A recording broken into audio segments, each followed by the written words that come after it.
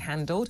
So as I said, a little bit late in going to some of the stories we're talking about this weekend or in the papers this weekend. I'm going to do that now. I'm going to do it right now. I'm so got Jack Rowlett. He's a political commentator. He joins me now. Good afternoon to you. Thanks so much for waiting. It was just such an incredible interview with Peter. He was amazing. But I wanted to keep you on and talk to you about Brexit. We could be nearing an end to finding a solution to the Northern Ireland Protocol. What can you tell us?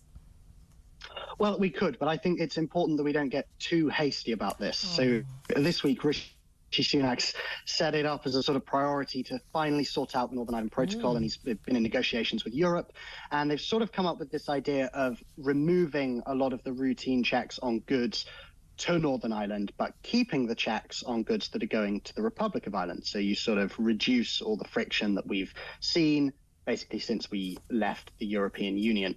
But the problem is he can't get that agreement past the DUP. The DUP have set these sort of 7 tests, and they're still saying that those tests have been met by what Rishi Sunak's negotiated. And the snagging point is that the European Court of Justice would still have some oversights over Northern Ireland. Oh, really?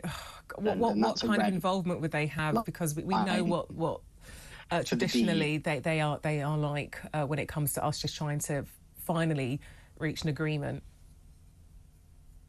Well, yeah, so it seems that under this new agreement, the European Court of Justice would still have oversight over the sort of dispute mechanisms for if there's a sort of disagreement between the two sides with regards to the protocol. And that's a red line for the DUP, and Rishi Sunak is now going back to Europe, and he's sending his ministers back to Europe to try and negotiate again. But unfortunately, keeping ECJ involvement with the Northern Ireland Protocol is a red line for the Europeans. But I think what's really significant here is actually, I think this is sort of to do with the local elections, because the DUP have local elections coming up in Northern Ireland, and they're bleeding support at the moment to parties that are seen as more hardline on the union than they are. And so to compromise would be sort of detrimental to their position within Northern Irish politics. But the real victims here are the people of Northern Ireland, who are having to continue going without an assembly to deal with all the problems that they're experiencing, which are very similar to the problems we're experiencing here with the NHS and crime and, the state of the economy. Absolutely. Let's turn to a magistrate's judge, who took sympathy on Just Stop Oil protesters, despite the fact they were, in the end, convicted of aggravated trespass.